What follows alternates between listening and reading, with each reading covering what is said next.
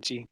Yeah, welcome everybody. We're really excited. We had, what'd you say, almost 200 people register for this session today. So we're really excited to be able to share that information.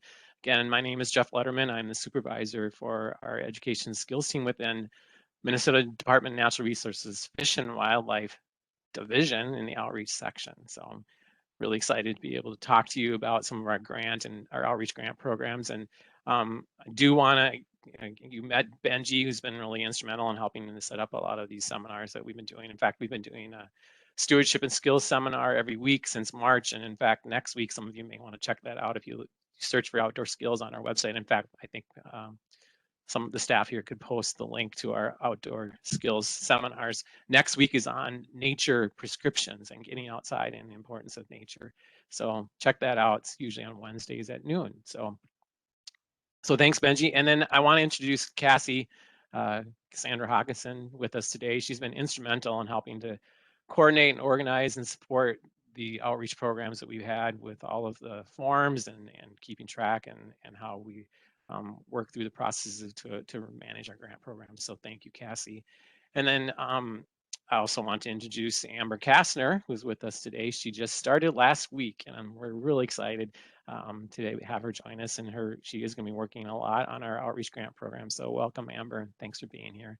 And then lastly, I want to mention Azalea Fricke, who some of you probably knew if you've worked with our previous grant program. She was instrumental in helping to manage and support our grants. And she got a full-time classified job with the License Center at DNR about a year ago. So she has been working with them and doing good work in the License Center. So, and then thanks to all the other staff, we have multiple staff across multiple divisions. This program, No Child Left Inside, reaches and touches on a lot of different topics, natural resources education and outdoor recreation, that covers many more programs and activities than just fish and wildlife. So we have staff across the agency who have been really active in helping support that and serving as contacts and advisors for grantees. So hopefully some of them are with us today, but thank you to all our staff that have been really instrumental in making that happen. So we'll jump in, and today really I want to give you a little bit of history as a little bit of background for these conservation education, natural resource education, environmental ed grants in the state of Minnesota. More specifically then background about what we've been doing with previous rounds of No Child Left Inside. This is phase 3, so I'll give you a little bit of history on that. And I think it's instrumental in giving some background on kind of what we have been doing and what's been successful. And then we'll talk a little bit about the details of phase 3, phase 4, which we are hoping plan to develop and implement this winter. And then we'll do some frequently asked questions. Thanks again to those of you that submitted those previously, because that was helpful in building those questions out. And then we'll have hopefully quite a bit of time if you have additional questions. So we'll get started.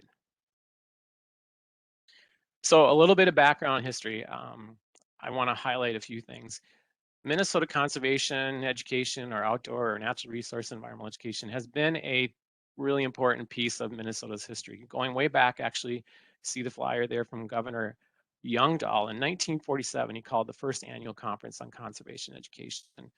We have wonderful environmental ed resources, natural resource education programs across the state, and a huge diversity from our nature centers to our agencies and local governments and our environmental learning centers. So we're really blessed to have those resources. And it's been a long time in the making. The first school forest was back in 1952 at Black Duck. The DNR has been working with environmental ed resources positions formally since 1969. In fact, the first environmental ed council was established in 1971. And then in the 70s, we really put a strong emphasis on outdoor education and hunter safety in particular. And then I think many of you probably remember the lottery was approved with a significant amount of money for environment and natural resources, and that trust fund was set up and approved by voters in 1988. And significant amount of money over the years has gone into conservation education, natural resource, and environmental education. So it's been a really great resource for us. The legislature actually in 1990 passed the Environmental Education Act. For those of you that are in formal education at that time, required schools to provide or deliver environmental ed. Now, some of the mandates have gone away, but that foundational language is still on the books. And out of that came a state plan for environmental education called the Green Print. So we do have, if you're looking for justification or information on, why this is important, I encourage you to check that out. I believe that's still available through the Pollution Control Agency's website, or you can find that or get copies. And then on the national scope and just in the more popular culture, Richard Louv wrote the book Last Child in the Woods, which really kind of kicked off and launched the Children in Nature movement. If you're serious and excited about getting kids connected, youth particularly in the outdoors, that is a must read. I highly recommend, if you haven't read that book, Last Child in the Woods, that you pick that up. Richard Louv, L-O-U-V. He really covers a lot of the great stories and research about why this is so critical and why we need it even more than ever. So check that out. I was part of a project that was funded by the lottery money in 2011, 12, 13 at the Minnesota Department of Education that talked about how do we integrate environmental and outdoor education into formal schools. So that report also, I believe, is still available on the websites, And then in 2016, the DNR really formalized a grant program within Fish and Wildlife called our R3 Angler and Hunter Recruitment, Retention, Reactivation Grants.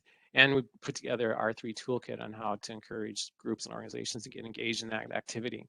So that's all really great foundation for what then became in 2019 an effort by the legislature. It was a bipartisan effort to establish this No Child Left Inside grant program, and they actually provided $1.2 million to the Department of Natural Resources. Now, it was a little bit of sausage making. There's a lot of different components that were highlighted and approved by the legislature in different areas, including this broader category that we're still working with on natural resource education and outdoor rec, which had about $500,000. And then a couple of other categories, more specific related, connected to the R3 work grants that we have been done previously, really focusing on fishing, hunting, and shooting, which of course is a really important priority in Fish and Wildlife. So there was quite a bit of money there, and that was really targeted at schools in particular. And then some additional money for high school fishing leagues. So that's a little bit of background on how we got started with No Child Left Inside. And out of that, then we developed the first phase, which was a mini grant process. We were asked to get the money out really quickly in 2019. So we provided this really simple process for people to do these smaller grants and set aside about 200,000 of that with just a 2-page application. And I mentioned this in detail because we are repeating most of this with phase 3. But just to give you, working in environmental education for 30 years, I knew there would be a lot of interest in this program. And in fact, this local funding mechanism is something that the state plan for environmental ed, the project, the report that we did at Department of Ed, highlighted and featured the need for these resources for local amounts of money, small amount of grants to help support environmental education and conservation, natural resource education, and outdoor rec. So I assumed and I knew there would probably be a really high interest. We provided 6 weeks notice, and the way we figured we could get these out and get them done quickly and be the most or somewhat fair would be to do first come, first serve. Well, we're even still overwhelmed by the response. The process opened for applications on October 23rd at 9 a.m. And by 9:06, we had 200 applications and 340 by 240 and over 400 by the next day, requesting over 1.2 million, way more money than we had, which is wonderful, but also, frustrating, I'm sure, for a lot of those applicants.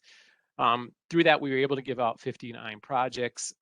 We are and we will continue to do that by capita distribution equally among the six regions of the state.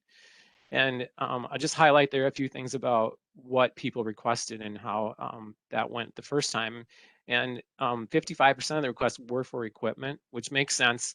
It's something that's pretty simple. These are small grants, and it's easy for them for applicants to be able to document and demonstrate usage and track and get those reimbursed.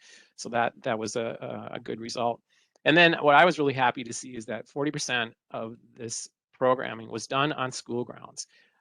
Those of you that have been involved in environmental education know that many oftentimes, and even just working with people in nature, there's a lot of thoughts that We have to go up north. Either, you know, we got to go to this really remote area to connect with nature. And that is not accurate. I mean, there's so much we can do right in our own neighborhoods. And many schools have wonderful large grounds with great amount of open space and natural space to be able to do classes and programs right outside. So I was really excited to see that. And then top of recreation activities, that just for point of information, that came out of that first phase, they were angling, biking, shooting, cross-country skiing, and snowshoeing. So once we got that up and rolling, we rolled to a phase 2 with a little bit larger grants, knowing that we wanted to support some larger programs that would potentially be more sustainable, give people the amount of background resources that they need to get folks trained, to get them the materials and the programming they needed to be able to sustain this effort after the grants are over. So we had put most of the rest of the money into that. Is a little bit longer application process, and it is competitive, or it was competitive, up to 5,000 to up to 49,999 maximum. We provided about 6 weeks notice for people to do that. And again, a tremendous response, 220 applicants requesting over $5 million when we only had less than $1 million. And just for people's information, you know, as we roll into, if you're thinking about a phase 4, the average request was 23,000. Just to give you an idea what kind of programs and projects were requested. We ended up being able to fund 34 projects. COVID did have some impacts on the process and the, you know, ability for some of the grantees to do their projects, but we did distribute almost $640,000, and that was later in, well, it would have been right in early 2020. So brings us to the current program. In 2021, the Minnesota legislature provided another appropriation to No Child Left Inside, and obviously the success and engagement that all of you had, it helped to really provide the incentive, or at least the knowledge that there was this high desire and need for these programs, and that could be really successful. So this past spring, the legislature provided $900,000 over 2 years, and that's critical to mention because they did specify that 450,000 of that would be available per year, and only that year. So our challenge is for us right now is that the first 450,000 started, the fiscal year starts July 1st. It all has to be appropriated and contracts written and everything by June 30th of the next year. So by next June 30th, we have to have that money essentially appropriated and planned to get out the door, and it can't roll over. So that's why we're moving fairly quickly on some of these efforts. And then the next year will be an additional 450,000, which again has to be spent during that year. So that is a little bit of a challenge for us. The new legislation, or the new appropriation, referred back to the original No Child Left Inside Act language that was specifically, you know, this outdoor environmental natural resource education and recreation, and specific again to youth. So again, referring back to the original language, but just that one category, basically, not some of the other things that were directed to in the first appropriation. 400,000 is coming from the state general fund, which is really great. That's, you know, what everybody puts in through our taxes across the whole state, and it's good to see this kind of program, frankly, I think, to be tapped and supported by everybody in the state. But 500,000 is coming from the Heritage Enhancement Account in the Game and Fish Fund, which is, you know, typically dedicated to the DNR for our work. And this Heritage Enhancement Account, if you're not familiar with it, is actually complicated, but it comes through the lottery. So again, that the lottery is helping support these efforts. All right, I'm going to dive into the phase 3 specifics. First and foremost, I will cover what we can today, but you need to read the request for proposals in the application before you do anything. We're not going to get to all of the possibilities here, so please refer to that for details. And if you have specific things you want to check on, everything, or most everything, is in there as far as what's eligible, what's ineligible applicants, and which activities are, you know, included and not included. So please check out the RFP. But I will stress the priority for this program is education and training and providing equipment, but it does not support infrastructure, capital investments, or maintenance. I would love to be able to do that, but we just do not have enough money. If you can imagine some of the costs, and some of you know have worked on these efforts, the capital expenditures can eat up a lot of money really quickly, and I know it's a huge need, but we've been given very clear direction from the legislature that this program is about education and providing programming. So that is the emphasis. And I will add that much of what we've done here, or what we're doing, is based on direction, specifically in the appropriations from the legislature. So we do not have very much flexibility in some cases, but in a lot of what we'll be covering is directed by them. The state of Minnesota has very clear, the next bullet here, processes for grant management, and that is it is primarily a reimbursable process. So money is not provided up front. So you will not be getting a check when you get your award. Funds typically are provided at the end of the project, and we're talking about 1 to 2 year projects. So I'll say a little more about that later, but just to be clear, if you do not have the ability to manage your investments ahead of time, and you can't manage that cost, balancing that, but having to wait to get your reimbursement till after you've spent all your money at the end of the project, you probably do not want to do. Well, you won't be able probably to manage this process because there is no grant money provided up front. We are setting, again, I talked about the numbers for this year, 200,000 aside for the mini grants. So it'll be 250 left over this year for the larger grants. This will be a first come, first serve process again, which I'll talk a little bit more about. And it's a simple application again, just 2 pages, which is great, and allows us to do really quick review and hopefully get things moving really quickly for all of the applicants. So important dates for phase 3, December 2nd, 2021, 9 a.m. Central Standard Time, we will start accepting applications into the outreachgrants.dnr@state.mn.us email address, and that's on the application. So if you didn't catch that, please look on the application, the RFP, and on the website for that address. Do not submit an application early. They will not be accepted. So I realize this is not the most equitable process. We did not know we were getting this money until the end of June, early July. But yet, as I was saying earlier, we have to get it out quickly. Now that we know we have 2 years and hopefully more, we are working towards getting a process that would be more random, I guess I would say, like you get in, if you qualify, there'd be a random assignment, so we don't have this rush. But it just is the only way right now that we have to work through this process. So it will be first come, first serve. And we have lots of people on here, and we've got actually about 1,500 people on our contact list already to be interested in these grants.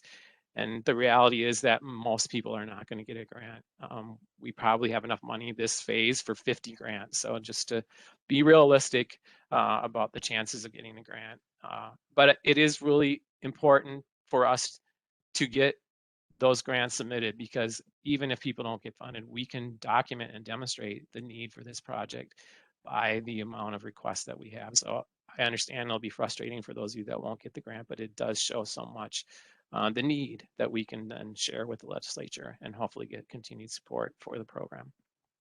So if you are selected, or are you one of the first ones and you get a grant, this winter, then there'll be a few weeks, couple months to get through the paperwork process, and I'll say more about those too, but we have forms that, and particularly the grant agreement, that needs to be signed, and that's the process. Project work cannot start until you receive an executed agreement from the DNR, and that means a finally signed document by your organization, your representatives, and by the DNR, when the DNR finally signs that. So that does take some time. Right now, we're estimating that it'll be somewhere in February. So don't plan to start any project work until that time, until after February 1st. If we happen to get it done sooner, you can, but just being realistic that you probably will not be able to start anything. So if you had a winter ski program planned, this is not going to work for you. Next winter, you could do cross country skis and get that and be able, but you won't be able to probably do it most of this winter yet. The 23rd of June, June 30th, 2023, these projects can be extended out until that time frame. So what do we got? About 1.5 years of time time project that you can plan to work on your programs. But I will stress, if you have something this spring or summer that is very focused, again, these are small grants, and you're done by end of summer, you can close out your project and get reimbursed. And we'd be happy to do that because we are going to be continuing to work on new phases. Once the required end date is June 30th, 2023. All work must be done by then. And then we give you 30 days to finish your paperwork and get that into us, the final report and expense reimbursements. And we'll give you all those details as we get into the projects and into your grants. So that's what I'll say about that for now. Okay, so criteria, again, as I said, most of these are established by the legislature. The minimum funding request for, well, that one isn't, but a lot of these, as far as what I was telling you earlier about what our priority and criteria as I get into them are, I just want to clarify, they're requested by the legislature. So for this small grant phase though, the phase 3 mini grants, the minimum funding request for phase 3 grant is mini grant is $500 and the maximum is $5,000. You must be, and this is one that's directed by the legislature, a public entity or a nonprofit that works and supports. Obviously, if you're applying for this grant, you're probably supporting natural resource education and outdoor recreation, but you should have a mission or an objective to do that. Public entity is any government supported organizations, school districts, local government, regional governments. State and federal governments are not eligible if anyone is on here from there. And then nonprofits, you must be a designated, approved, certified nonprofit organization. So you can look to the RFP for those that does include private businesses, et cetera, but that's basically the eligibility. The next one, the legislature has required us to make sure we prioritize students with limited opportunities. So this is where this comes from. We have multiple conversations with Department of Education and what's the best way to do this. In our first phase one, the average applicant was about 40% that students had free and reduced price lunch.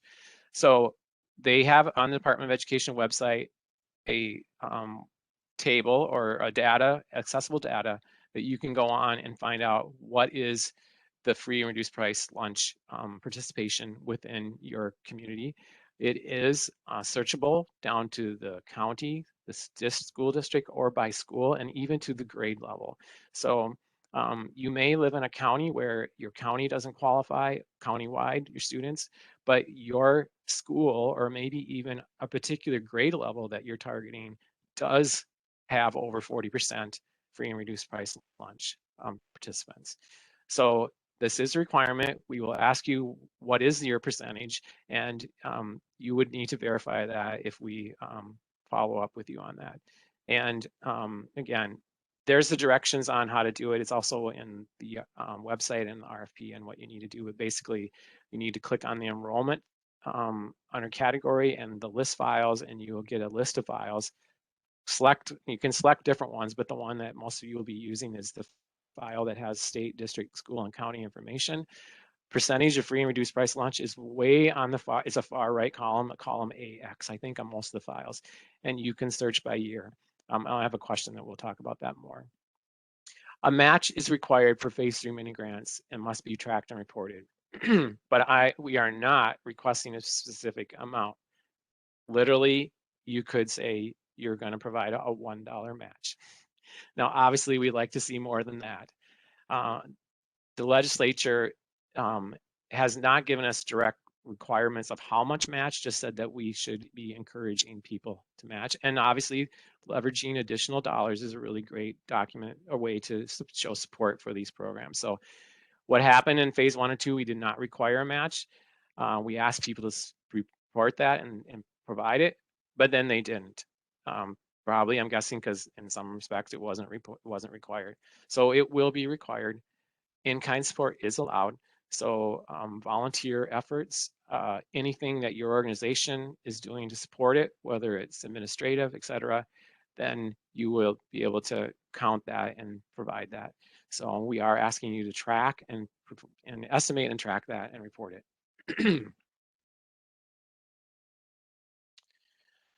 Excuse me, a few more criteria. So we talked about the eligible programs and activities to be able to meet at least one of those. As I did say earlier, that we will be distributing the awards on a geographically balanced statewide basis. So we have determined how much money will be in each different part of the state based on per capita. Again, students' experiences and programming must be directly related to nature and frankly outside. So I know sometimes it's hard with climate or weather conditions, whatever, to get out there, but in the end, the programming needs to be outside. That's the point of the grant, right? So, and then the legislature also said that these programs need to be based on research-based, effective curriculum. And there are a lot of great resources out there. The DNR has many, but a lot of many other organizations also use and have developed really great curriculum that's based on these important components. So again, the organizations that meet these basic requirements will do a quick check and they will be funded. We're going to know quite quickly if we get as many applicants as we have in the past that the money will be, and we'll be able to say quickly probably when the money is gone. So that's for phase 3. I just want to mention a few things on phase 4. Again, we are looking to repeat what we did in phase 2. We'll likely offer again these larger grants of $5,000 up to, I should have said $49,999. And that will be available sometime this winter because again, as we talked about, that has to be out the door by June 30th of next summer. And because we have this funding in the fiscal year 23, we will be working to get additional money out and likely, again, a combination of some mini grants and larger grants. So bottom line, if you want to be notified of the future phases of No Child Left Inside grants, please send an email to our Outreach Grants email account and with the subject line, add me to the contact list, or if you don't have accessibility that way, you can call our information center at 888-646-6367. All right, these questions we've been getting already and some that we had in first phase, but also thank you for those that submitted questions during your registration. I'm gonna roll through a few of these. If I receive a phase 3 grant, will I be eligible for phase 4?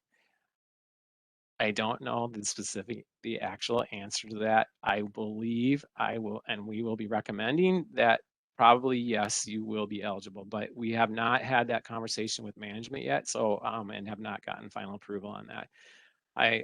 So I do not have a direct answer for that, but I believe it will be likely, again, based on what I had said earlier. Phase 3, some of these small grants is kind of get people going, thinking, working on some of the a smaller project. Phase 4 is for more sustainable programs. I agree, or I know that that can lead, or once you get a small mini grant, you may be prompted to do a larger grant. And so I believe, phase, I hope, is likely. Phase 1 recipients and phase 3, both our mini grant round recipients will likely be able to apply for phase 4. Phase 2, I really am not sure yet where, because those were larger grants. We want to spread the wealth, and it's likely, I would say, that phase 2 recipients may not be able to apply or receive a phase 4 larger grant. So again, those are just my estimates, but that's what I'm thinking, and we'll see what management says. Next question, are organized sports activities such as soccer, hockey, golf, which take place outside, potentially eligible? No, short answer, no. Again, the focus is on natural spaces and getting folks connected with nature and the kind of outdoor recreation that would lead to those connections.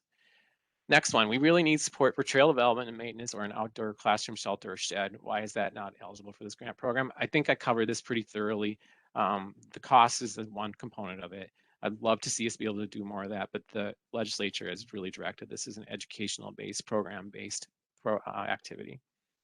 Next, can we combine multiple projects in one application? The short answer is yes. Obviously, an applicant, it needs to be the same applicant, but like within a school, if you wanted to do something related to programming for your school forest, but also do some after school or integrated snowshoeing in Phi-Ed class or something like that, absolutely. Those two could be, as long as they're within the other confines of the requirements. Will multiple projects or groups from large organizations, such as really big school districts, or that share the same fiscal agent, be eligible to receive awards? I do not know the answer to that question at this point. It really depends somewhat on the number of applicants we have in the region and what money is available. We are reserving the right to say we will only fund one project or site or program per organization, because again, we really want to make sure this money is distributed to multiple and across the state to multiple regions and organizations. So I do not have a firm answer on that, but if given the assumption we will have lots and lots of applicants, there may be limitations. Talked a little bit about the free and reduced price lunch requirement, and I know many schools have been dealing with COVID related issues and providing free lunches for everybody at your school, so you may not have accurate information on that. I'm for most of those schools, they're probably not going to have any problem, but you can use previous data from 2020 or 2019 pre-COVID that is more accurate. So that would check you that you can search by year on the Department of Ed's database on free and reduced price, or on their enrollment data database. Will we need to verify nonprofit status? Yes, you need to be an eligible nonprofit organization that's verified and approved by the federal government, I believe, the state government, and we will be checking that. So what is reporting required? This is a smaller grant process, so I've tried to make it smaller or simpler, but it is there is, as a state agency, there are some requirements, and I'll just roll through those really quickly. There will be a contract and grant agreement, and there's on our website there is a link to a sample agreement. Kind of standard legal language, but if you want to see exactly what you'd be required of, please check that out. You will have to be registered as a state of Minnesota vendor. Probably many of you government entities, public entities probably already are, but it's not a real challenge. I mean, really difficult, but that is how we route the encumbrance or the payments and get you your money at the end. There's a conflict of interest form that needs to be signed by someone involved in the project, just to verify that you are not associated with the DNR or any other ways that would create a conflict of interest for you. We do need proof of insurance. There will be final reports and an interim report if your project runs almost more than a year and a half.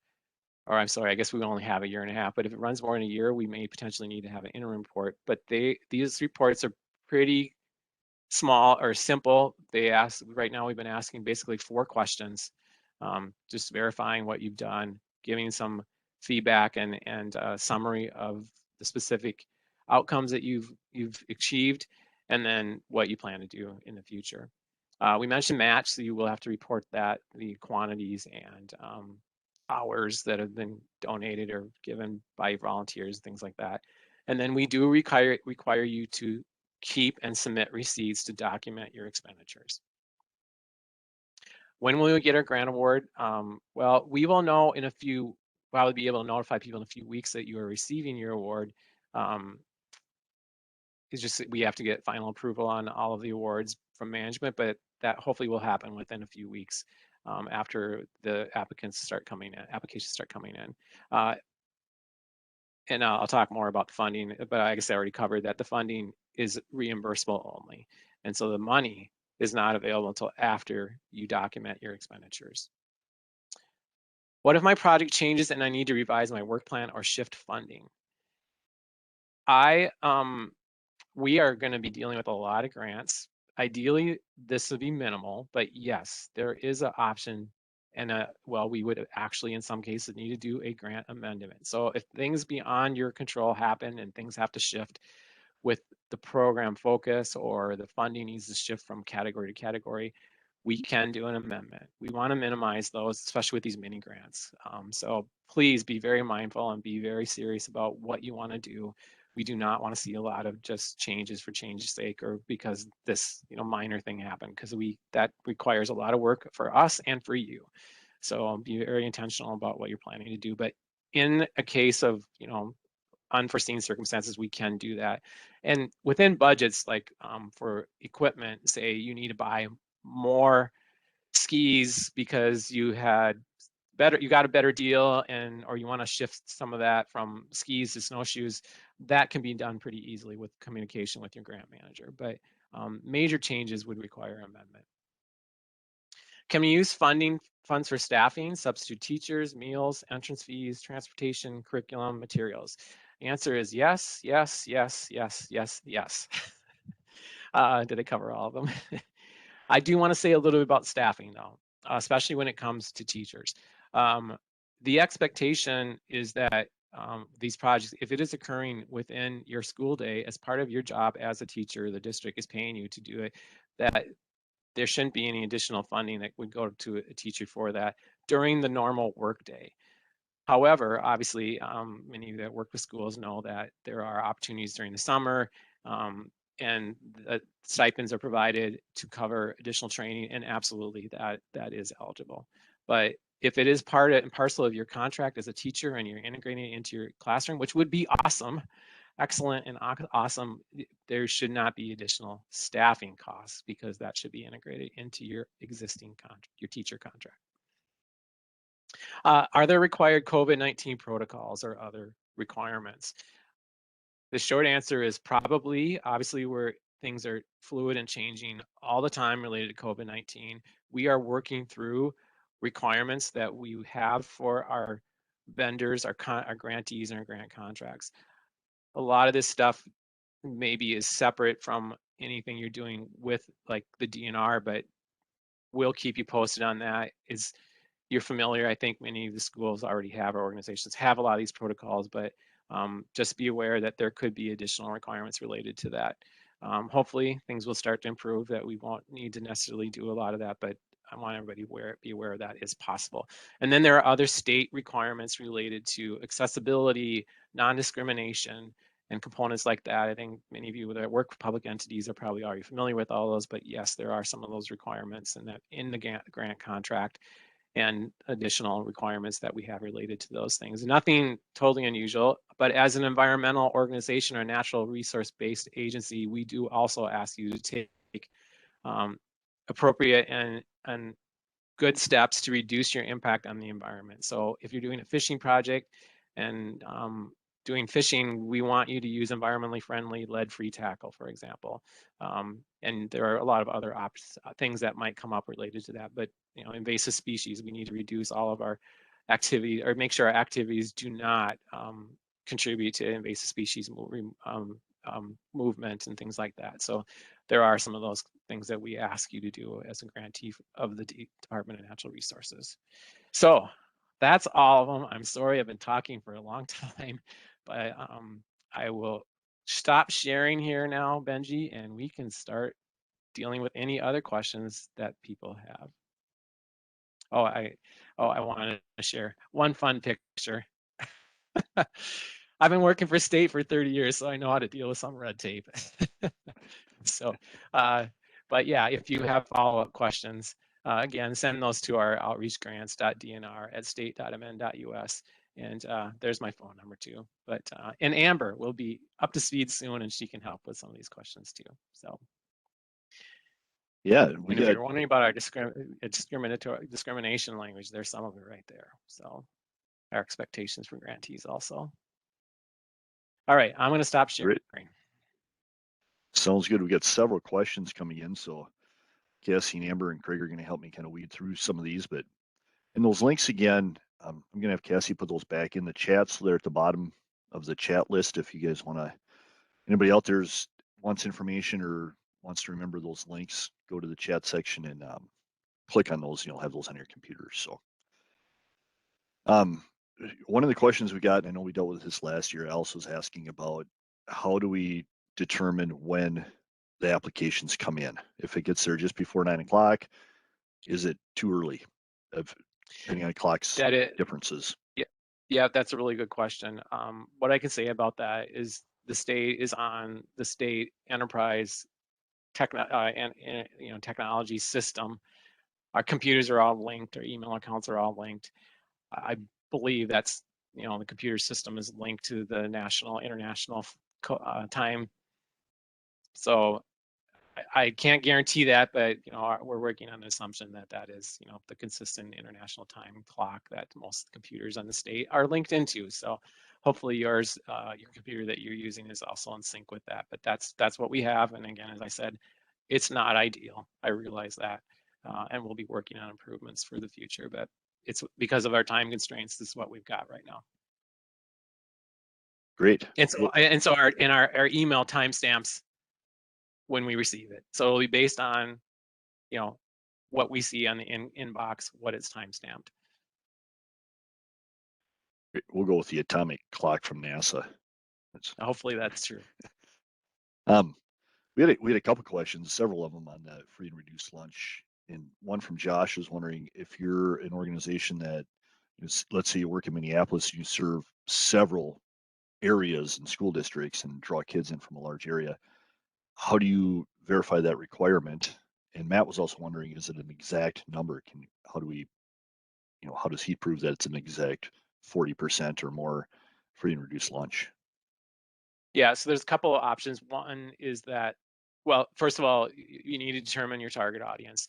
These are small grants, so it should be, there should be relatively targeted in audience size. And some organizations do collect that information. So that potentially is available through the organization that's working with that population. As we said, the schools have it down to the grade level and per school level, per grade level. So you can get it down to that minutia. It does have to be an exact number based on the data from the Department of Ed. So, or can you document this organization that I'm partnering with has collected it and here's their data? We would accept that. But it should be an exact number, yes, and it has to be over 40%. Okay. And Brian was asking about the 6 regions. I remember this from last year. We try to distribute the grants around 6 regions of Minnesota. What did we use for a map for that, and what were the approximate boundaries? I did not look at that before the talk today, but there were 6. The Twin Cities, obviously, is this like about I think it was a 7-county metro region or so, somewhere in there, which about half of the population is in that region, so they're going to get half the money. But then it was Northeast, Northwest, Central, Southeast, and Southwest. Did it kind of follow the regional training officers from like the DNR or law enforcement division? Was that, you don't know? Okay. No. That's Well, the I map mean, I saw it and was kind of like that, but I couldn't remember. yeah. So. Yeah, no, we tried to balance the north and the outstate regions a little bit, so there was equal amounts. So there was a little bit of shifting in that, but it generally follows the Northeast, Northwest, Central, Southeast, Southwest, and the Twin Cities. So those are the 6. Okay. And Jesse was wondering for the phase 3 grants, when will the applicants know for sure if their projects are funded or not? I do not know the answer to that question. We will be looking at them immediately as they come in, and we'll be able to make initial judgments on how many or who's going to be receiving within the first day or 2. But then, as I said, we'll have to go through the management approval of the actual awards. That's going to take us a couple of weeks, probably. So a couple weeks before they know for sure. Yeah, it'll be at least a couple of weeks before they know. And then we had a question on the phase 4 grants. Are those going to be appropriated up front? The money provided up front? No. There's been some discussion in the state about making this easier for especially small organizations who have fiscal challenges, but I don't see that happening anytime soon, to be honest with you. We will probably most likely continue to be reimbursable programming only. Okay. Can I say one more thing about free and reduced price lunch I thought of?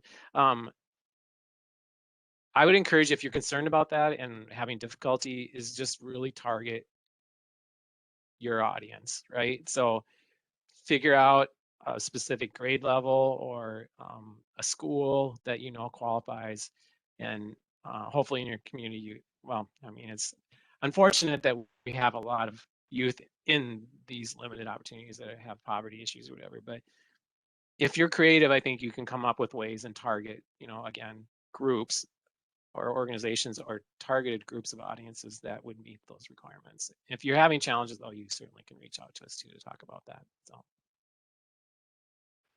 Just another question. I know this came up last year too, but as a large agency, if they submit one application, is it possible that one part of the project would be funded, or would they throw the whole application out? So if we have a couple different ideas, maybe it's better to submit smaller individual applications. Well, these are small. I mean, $5,000 is not going to go very far. So if they're talking about phase 4, you got to look at, those will be competitive. They will be based on the criteria that is established and the scoring. And we want to see new programming. We want to see innovative programming. We want to see reaching new audiences. And so it's really a question about what do you think is going to be the most competitive. So, and what's more feasible, that you can make the case either way, probably. We can't give direct guidance on that. I can't tell you what to do, but try to match your project with what the requirements and the criteria of the grant. And yeah, the answer, unfortunately, is it depends. And we had another question from Sonia, who's a new teacher. Thank you for stepping up and teaching our kids in Minneapolis. She's wondering, new to the grant process, how recipients in the past have come up with money to front the cost for these programs. I know we've dealt with making sure you get supervisor approval and stuff in your district and doing that. So I've not really heard a lot of districts struggling with that. Again, this is frankly not a lot of money. I get it. You're given your program budget or your project budget for your classroom. It's not very much, but work with your district office. I mean, especially a bigger district like Minneapolis, there's some fluidity, I think, in the budget to be able to cover, especially, we would hope, $5,000. And Mari had a question on the trailers. It's not an acceptable grant expense, but even if it allows them to get out and serve underserved communities,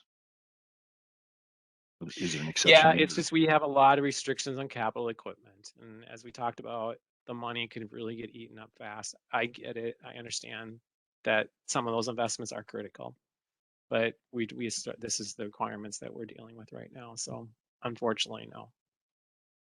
And given the preference for different activities, is there a different preference given for archery, hunting, fishing projects compared to biking or other eligible activities in this grant? No, they're not. If they're eligible, they're eligible. This will be first come, first serve. So we're not saying this many have to be fishing or anything like that. Other than we do have, there's one caveat. And if people have more specific questions about National Archery in the Schools, I'm glad Craig is here because he's our coordinator for that program. We do have about 20,000 set aside. It's a program we've had for a long time. So we are going to provide some of that money will be dedicated for National Archery in the Schools projects. So Craig is your reference. Craig, you want to jump on and just give your contact information? So you can reach me at my office number, 218-328-8868, or craig.kiger@state.mn.us. And we can Craig talk with a about K. with the archery. Yep. Ask questions about the archery program. Thanks, Craig. Craig does a great job. He's been running that program for a long time. We have so many schools and students engaged in that, but we'd love to see a few more. So you do have a better chance potentially of getting a grant if you are archery in the schools program. You may have a better chance. There you go. Can funding be used to offset registration fees for programming? Yes. All right, we got a couple thank yous in there, which is always nice. So when you say educational, Kelly was asking, when you say educational program, does equipment for outdoor play at a preschool considered educational, with the understanding play-based curriculum is different than school-age curriculum? This is nature-based playground project.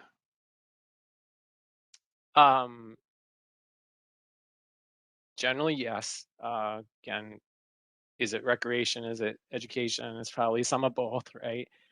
And yeah, the preschool or younger youth, it's more basic. And I'd say if it is material that supports and provides, opportunities for kids to get outside and be outside and learn about playing in nature and natural spaces, it's probably going to qualify, yes.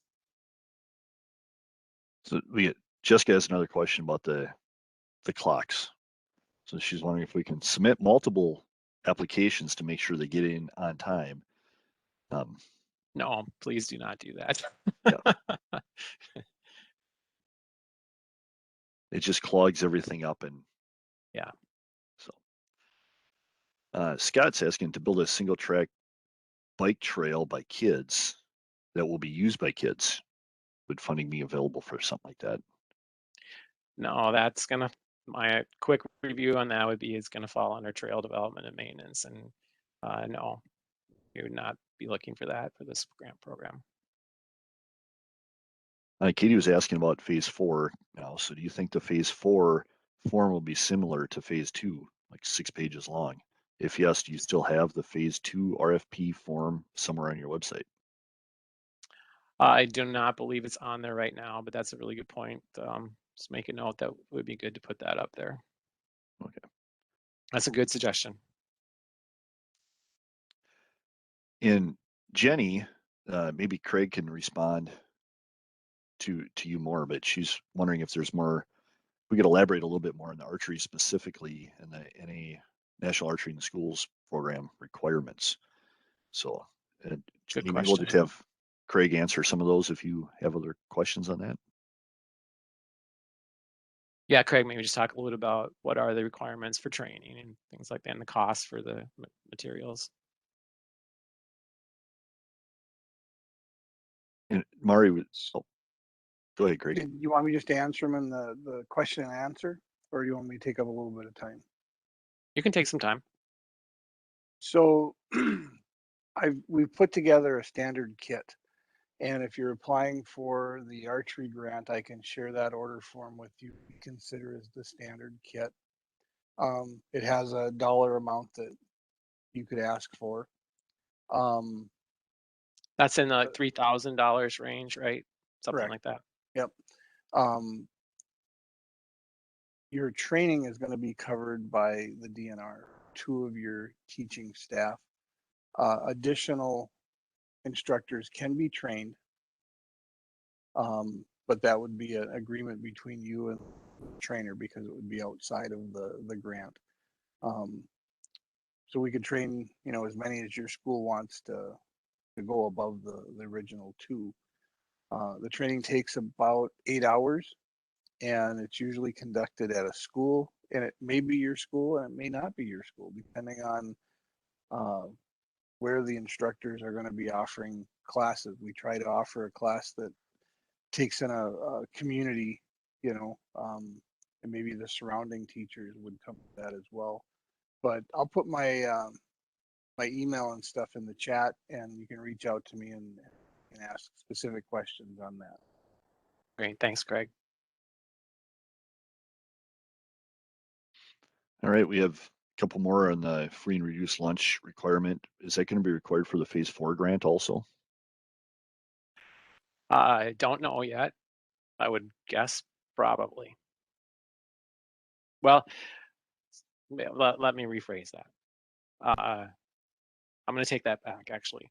Because phase 4 is probably going to be competitive, there will be no restriction, I think, on a certain number. But if you have higher audience of youth with limited opportunities, which will probably be based on free and reduced price lunch, you will probably score higher. Yep, work in your advantage in the matrix and scoring those. So, Mari was asking about background checks. Will they be required for anybody working with youth? So this money goes to the organizations, and then we do not have any specific requirements as the granting agency. That's up to the recipient to determine their policies on that. And we had a question about the minimum match for organizations for phase 3. I think you covered that in the presentation, but there was no minimum match. You just had to have some match, right? Correct, and they have to track it and report it. That's the key thing. Jessica's asking. And just related to that for phase 4, that is also something that we've been scoring.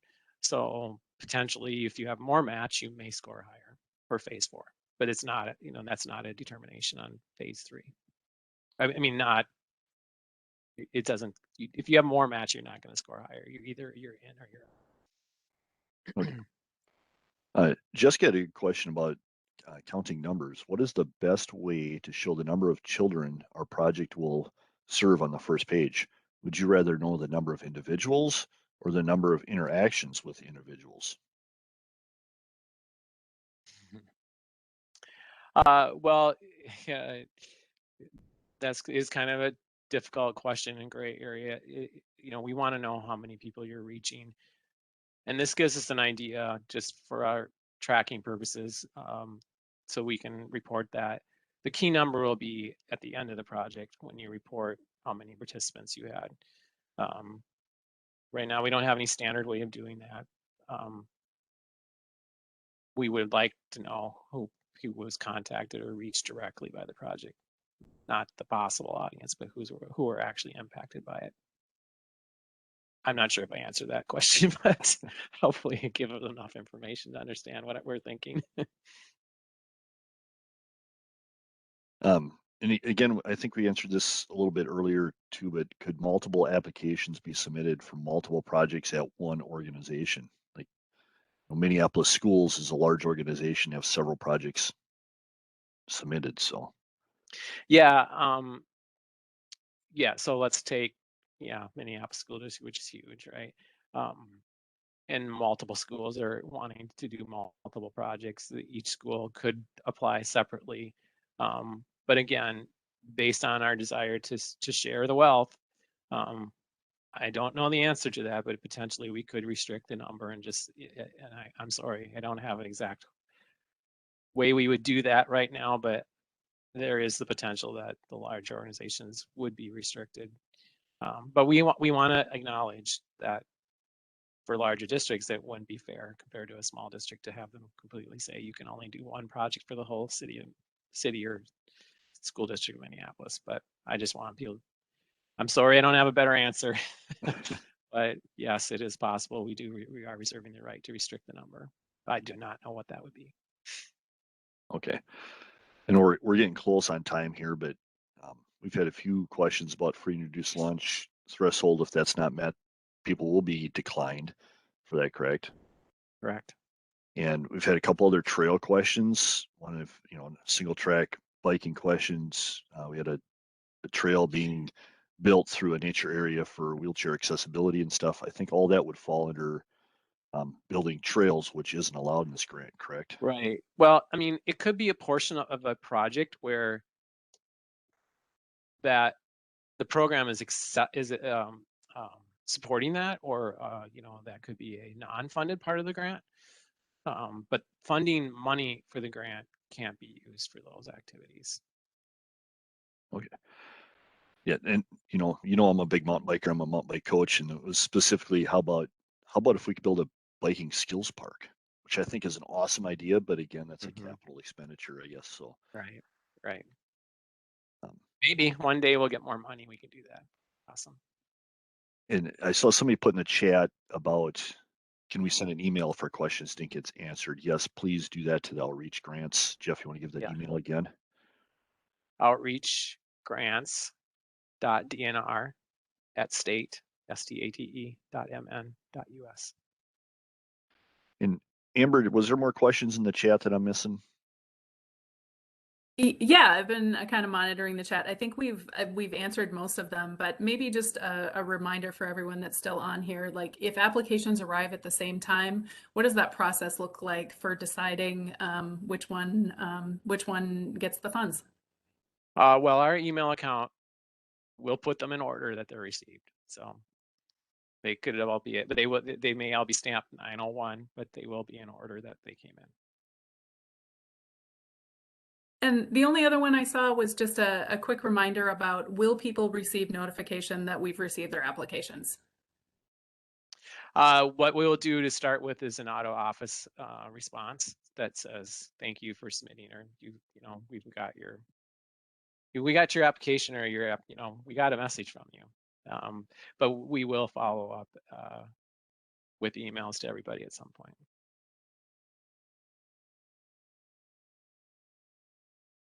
And when we reach our, we assume this will happen pretty quickly, we'll put an out of office message out too that says we're no longer accepting any more applications.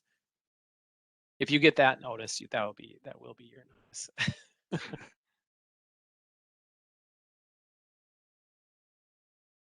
Libby was asking about if we could speak a little more about the requirements to utilize research-based curriculum.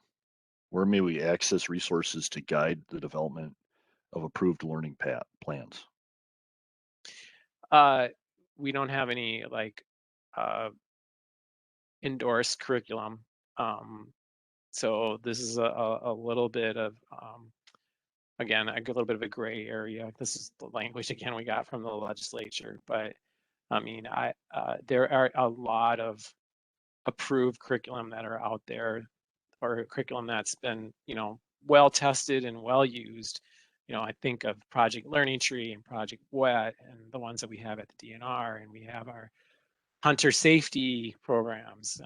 Obviously, if you're doing a hunter safety program, you would need to follow the DNR's. You should be following the DNR's hunter safety curriculum.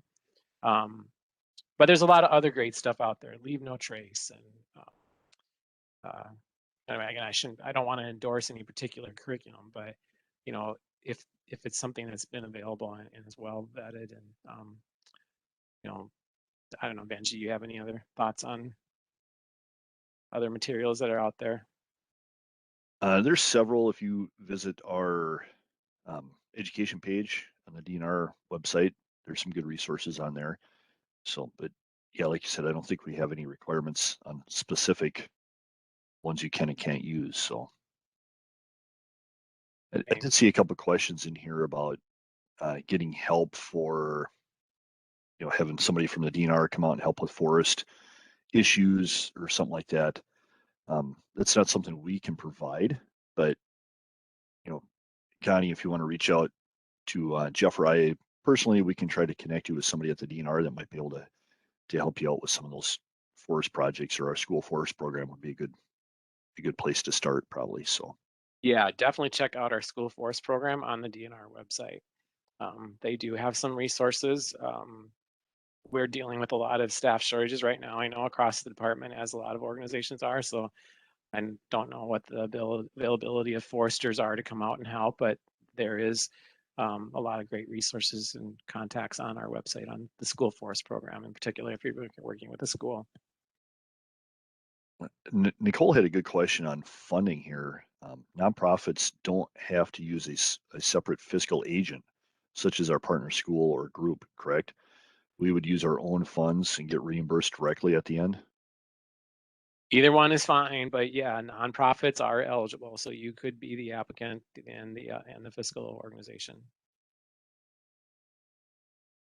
And I saw this question pop up again. We covered a little bit earlier, but who do we want to see? Do we want to see more people reached or longer experiences with the same people? We don't really have a requirement on that.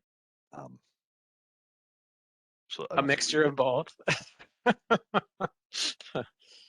Yeah. Your application. The legislative criteria did say maximize the number of people reached, but those of us that work in education, we know that quality is oftentimes more important than quantity, right?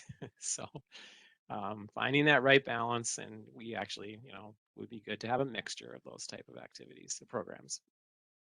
Okay. Get to one last question here from Diane. She works for an organization that serves children and families of low income and limited nature opportunities. And their mission is more around education and health, not specifically outdoor, but they do have a component for outdoor opportunities. Would they still be able to qualify for this grant?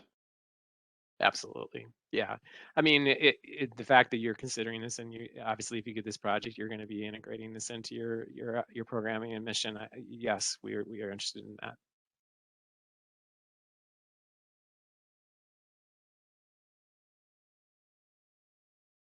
I found one more question that looks like it got buried. Connie was wondering, when we were talking about the archery kits, are they're thinking about an angling program? Are there kits available for angling programs as well?